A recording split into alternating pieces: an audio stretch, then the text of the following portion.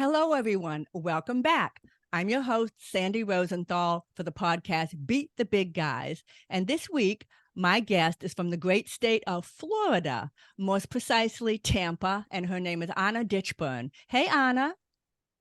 Hi, Sandy. It's such a pleasure to be on your podcast. Oh, thank you so much. I really have been looking forward to this episode ever since we planned it, because Anna has great advice for one half of the entire population. Her advice is more geared toward women, but I hope you guys out there listen too, because we're going to be talking about the big guys that with advice that can be good no matter who you are. But let me, without any further ado, I'm going to go ahead and introduce my guest to you now, and we'll get started. Anna Ditchburn, a certified hypnotherapist and NLP practitioner, is a beacon of empowerment and healing for successful women who want more than external achievements.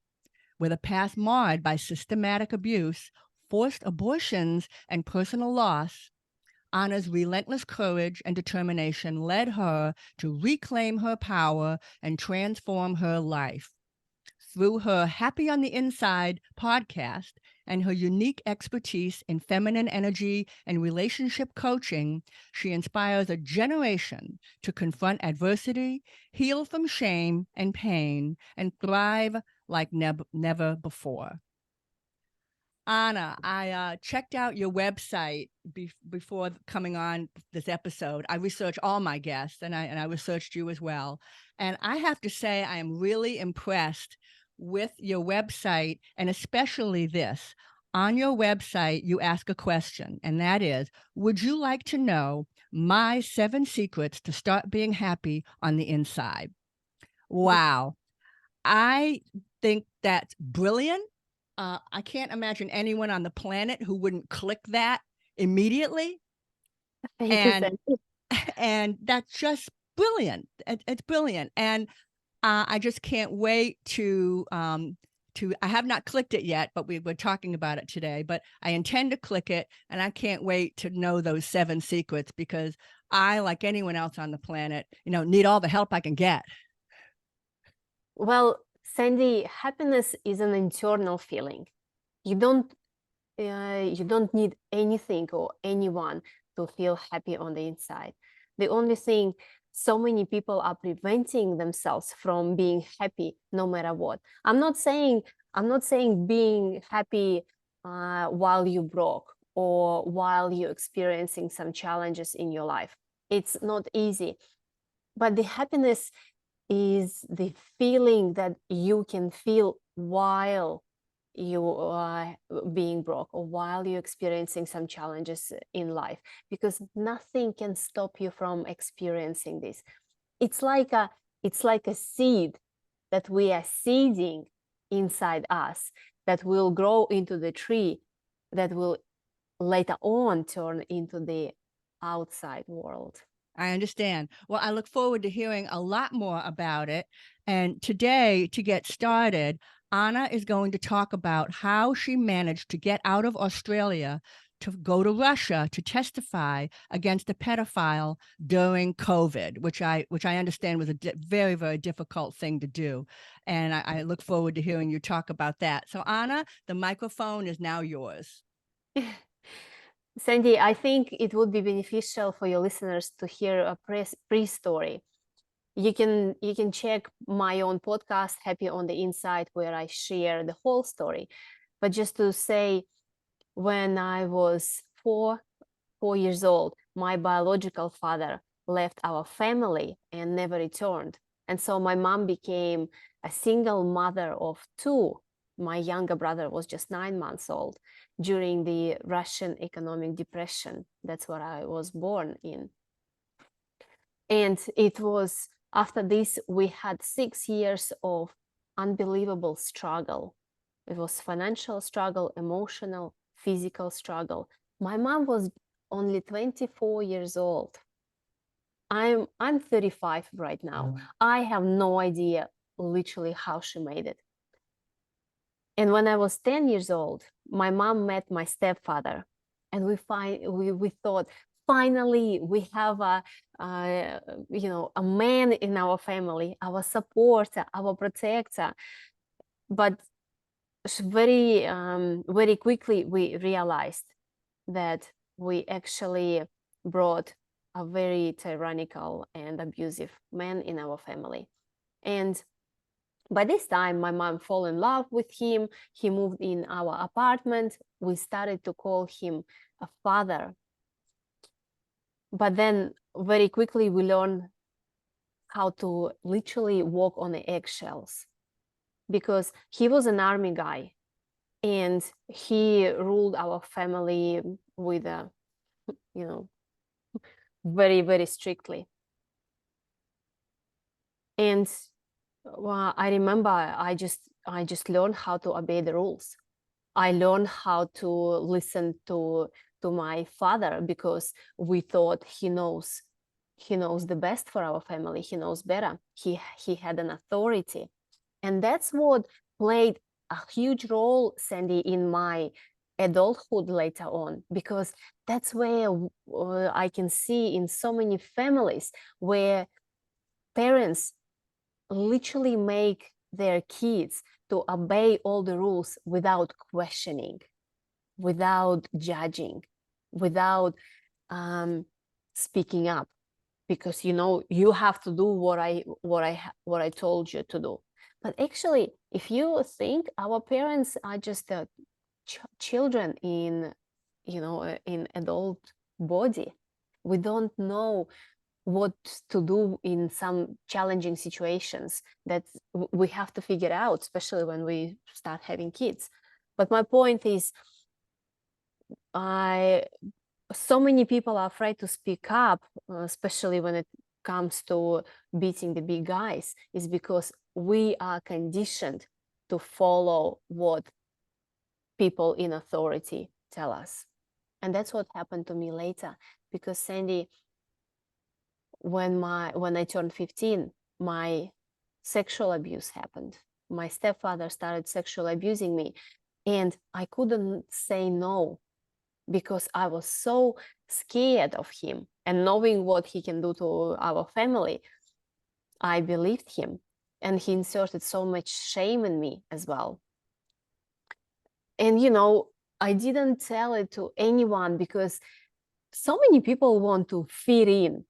And if you tell that something like this happened to you, the society doesn't take you in, because you are different. And so I was quiet for nearly 20 years. At the age of 21, I finally left the house. It was very challenging. I moved to Australia. I met my ex-husband at those time. And I realized that I literally married my stepfather. I've attracted the same man. And I was in relationships for 5 years, very unhappy, quiet. My self-esteem was very low. My self-confidence was very low. I didn't know how to behave myself in a marriage. I only used to obey the rules. Whatever I was told, I was doing. And it wasn't long ago when I realized I cannot live like this anymore in those relationships. I wanted to kill myself, because I was deeply, deeply depressed and unhappy. So fast forward, I separated with him.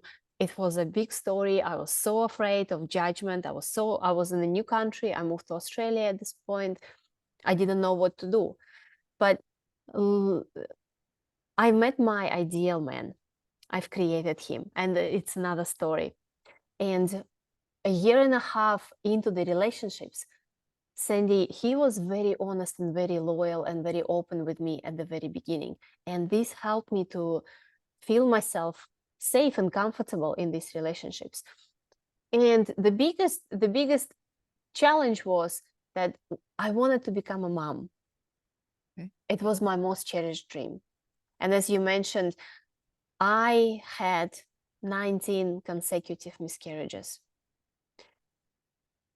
And it was the result of my sexual abuse and 2 forced illegal abortions that I had to take. And a year and a half into my relationships, I finally had the courage to tell my now husband what was happening to me as a young girl. Because every time we would lose a baby, I could see how desperate and how upset he was getting. And I just thought it's unfair to keep such a secret from him, especially when he was trying to help me on every level to have this baby. And when I told him, he took it so beautifully. He said, I can see now. It explains some of your behavior. And he helped me to get on the healing path. But my point is, when I went through some healing journey, especially through hypnotherapy, that really helped me to look deeper into my childhood, into my trauma, I decided to tell my mom what was happening. Now, they separated when I left the house at 21, because he just literally expelled her from the house, trying to manipulate by me, trying to get me back. When I told her, she became a mama bear. And I know it's not always the case when children tell their parents, and not every parents would support them, but she supported me, and she pressed the charges against my stepfather. And that was the reason I had to go back to Russia to testify against the perpetrator. Now, it was September 2021. In Melbourne, Australia, the strictest lockdown in the world. I think we were in a lockdown for 290 something days in a row. We had international travel ban, Sandy. But Russian police suspended me to be in person. Otherwise, the case would be closed. And so I've applied and requested the permission to leave the country, because you will not be able to leave even the country as an Australian citizen. And guess what, Sandy? What? You know what they told me? What? They told me that testifying against the pedophile is not a good reason to leave the country. Can you believe this? No. Testifying against the pedophile. Who knows? Maybe he was doing the same thing to other girls, and I knew I was not the only one he did this to. I was so angry. My husband was so angry. And so we had to, but you know what? Probably many people would give up. And I was very close to give up. And I thought, maybe I just shouldn't go and testify against him. Maybe I just shouldn't face my perpetrator. Maybe, the universe doesn't want me to leave the country. But my husband, God bless him, he said, you know what? I'm going to fight for it. And we asked Russian police, we asked so many people. We went on the Facebook. We found a group of people who were able to go out from the country for any reasons. We educated ourselves on this matter. That's very important moment, because once you educate yourself on something, it becomes so much easy to face the big guys and to beat them. The knowledge, not only knowledge, the power, but it's one of the main components. And so they had to let me go. And I got out from Australia, and that's how I went to Russia. And you know what's happened? If I wouldn't be able to get there, my life wouldn't change dramatically like it did. Because when I testified against my stepfather, Sandy, I got my power back. I stood up to him. He was so small in front of me because I finally had this power. Because I wasn't this young girl anymore who was so afraid a man with a big leather belt. And that's my message. You have nothing to be afraid of. It's most of the things are here, because imagine if people, like-minded people, stood up, it's unstoppable power. Unstoppable. Unstoppable. That's Anna, my I am short so story. proud. You go. This is my short story how I got out from Australia. And I'm sure that was a very, very short story. I'm sure you could write a book with all the material that you have just managed to beautifully cram into just a few minutes. But Anna, I am so proud to know you. And I'm so happy that rather than just curl up into a little ball with your pain, you chose to do the opposite. You have unparalleled moral authority because of what you've been through. And also, it's so good to hear that I love that image of looking at this man with the leather belt as just a little tiny man, and then you were this giant standing before him. I just love that image. I'm going to carry that for the rest of my life. Is it all right if I ask you a few questions at this point? Yes, Okay. absolutely. Okay. So I I want to point out that I do, when in my generation, I'm in my 60s, it was not unusual to be raised in an environment of why do I have to do this, mom? Because I said so. Why do I have to do this? Because I said so. That was not unusual. And there was a leather belt in my home as well. I wasn't abused, but it was if I dared to what they call sass back with my parents, I would be slapped or have to go to bed without supper. For whatever reason, an upbringing like that did not make me turn into a little wallflower for whatever reason. Who knows? It's probably my internal personality, but that's not unusual. And I think you raise a very, very good point that many people on this planet are raised with that almost a military Environment. Yeah. environment. Thank you. And it's something that we need to recognize. And with many things in life, once you recognize something, you go, oh, so that's what's going on, that's what this is about, and you can change. I also, you mentioned something else that's extremely important, that the big guys, whoever they are, be it an authoritarian parent, or be it a homeowners association, or be it an oil company, they expect that us out here, we'll call us the little guys, but with the population, they expect us to not fight back. They expect us to go, oh, well, this Shell oil is so big, or Chevron oil, or DuPont, it's so big, there's nothing I can do. There's an old saying, you can't fight City Hall. And so they expect that attitude.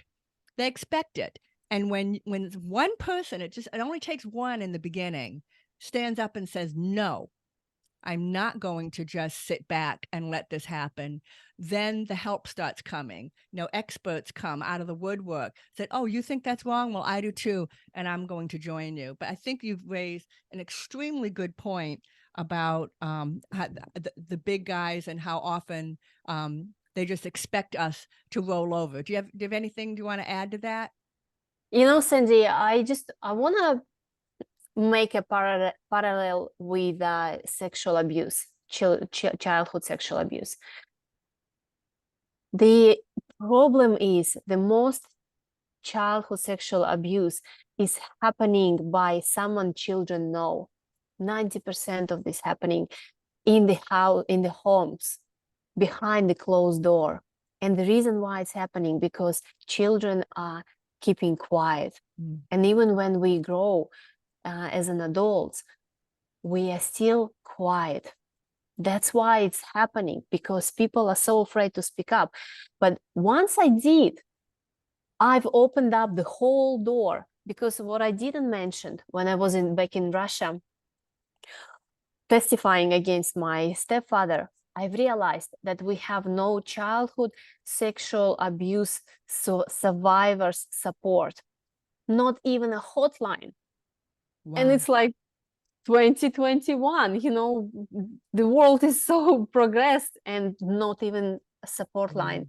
The closest was in Moscow, and I was born in Sakhalin, so it's on 2 different parts of Russia.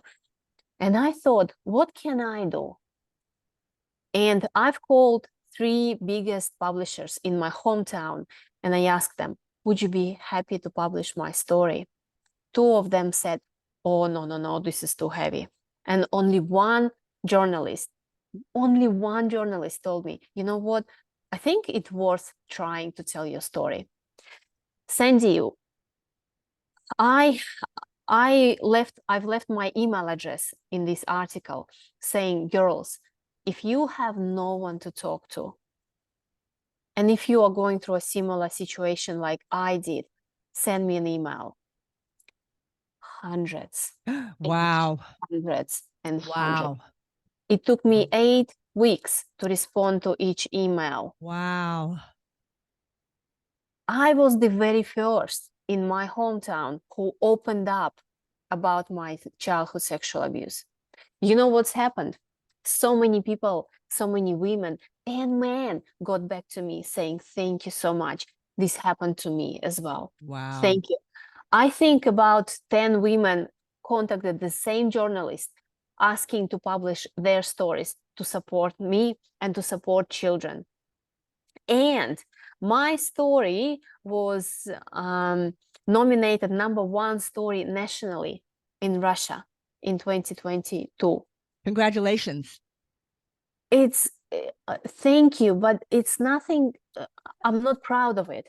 I I'm not understand. because it's so ridiculous that kind of such as stories are getting #1 article nationally. But you know what's happened? So many people were supporting me. So many people were asking me for help. So it took just me, one person. I had 25,000 views in the first 24 hours. Wow. We don't even have so many people in my hometown. Wow. You know what I mean? It takes just one person, one voice. And then, Sandy, I've decided to become the loudest voice for those people. The loudest Thank you voice. so much for that. Again, as I mentioned before, you could have done nothing and just felt sorry for yourself. So thank you. I'm so proud to know you. You mentioned you became very, very angry when the Australian government said testifying against a pedophile is not a good excuse. I think it's the best excuse, but that made you anger. Do you feel that it was your anger that fueled you to do something about it? It definitely gave me the Okay. boost because so many people as a hypnotherapist, I can tell you, they are afraid of this feeling of anger. But actually it's here for the reason. Every single feeling here for the reason. I felt anger because they had all the information they needed. They knew that the case would be closed in 5 days. And the approval takes 3 days, and I still had to fly for 2 more days. That's what made me angry, that people just stuck in their box. They're just following the instruction, and they don't really understand what is happening in the world, I think, until they get into a similar situation. So But it's definitely a boost. That's a very interesting way of looking at the prism of anger and actually saying, well, anger is a good thing. It's there for a reason. And in your case, and other guests I've had on as well, it was their anger that pushed them to action. And it works so long as you don't let your anger show through while you're doing your work. And of course, that's a material for another episode. It's okay to let anger push you and propel you, but it's not okay to go around being mad and angry. So, but of course we agree on that. But anger is most definitely a good thing. And in my own case, when I rose up and decided to push back against the Army Corps of Engineers, it was anger because the Army Corps of Engineers was blaming the victims, telling us that we should have known the levees would break and we shouldn't have been living here, things like that. So anger, thank you for touching on that. Also, you said something which is critically important, and that is giving yourself just a little bit of education. When you educated yourself on the process of getting out of the country and the all the rules and regulations, which is a finite amount. It's not like you have to know everything in the whole world. You just had to learn a little bit of information about this process. And once you educate yourself, it's often easy to get through it. But if you don't know the process, don't know the detail, then they've got you strung. So my point is, I mean, I'm so glad you touched on that. Education about the issue. And like I said, we're not talking reading an entire encyclopedia. We're just talking about educating yourself on the particular issue that you're discussing. And you don't have to know all the answers. All you have to do is ask the right questions. And ask for help as well, Sandy. My biggest challenge was to ask for help, because I didn't want to look weak or uneducated. Right. Ask, as as Les Brown said, ask for help so you not appear weak, but so you can remain strong, and keep asking until you get it. Because we need the human beings. They're not creatures who can survive alone. We need society. We need other people to help us to thrive in this community. That's why it's so important that we are talking on this podcast, because like-minded people, we are on the same level. And me knowing that you are having the same challenges and that you overcame something that might be very beneficial to me, it's amazing. It's so great helping to each other. And not that difficult. You know, beating the big guys is not rocket science. And it's just a few tools and tips and tricks, which we're sharing today and on other episodes of the podcast. But I'm sorry, you were going to say something? Yes. And you know what I'm hearing, because, as a hypnotherapist, my ears prick for some things to listen. When we call them big guys, in our subconscious, our subconscious creates the picture that they are big guys. But honestly, they just the same people, same human beings, probably with just a bit more money.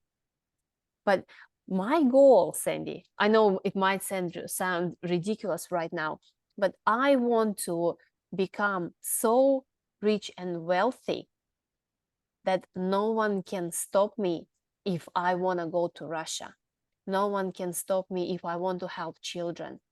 No one can stop me if I want to speak up and help people who need That's a superb goal. Superb. So Anna, we're about run out of time. Is there anything else you'd like to share with our listeners before you sign off? I just wanted to say thank you so much, Sandy, for inviting me on your podcast. For your listeners who haven't subscribed yet, please subscribe to this channel. You will find so much amazing information and encouragement, empowerment. There are so many people who went through some difficulties, challenges, and they got out of there. Please just listen to this podcast. You won't regret, and share it with someone who needs to hear this message. And if you could go ahead and tell our listeners that the name of your website, the URL. Absolutely. It's Anna Ditchburn, ANNADITCHBURN.com, where you can find these 7 secrets of becoming happy on the inside. And if you would like to get in contact, if you have any questions, I would love to get connected. And I'll be sure to put that information in the notes for this episode as well. So thank you so much, Anna, for being with me today. This was such an enlightening conversation. Thank you, Sandy. Thank you so much. And thank you all, the listeners, for being with us today. Please be sure to like, subscribe, and rate this podcast on all of your favorite platforms. And remember, no matter who you are, you too can beat the big guys. Okay, stay with me. I'm going to just stop recording.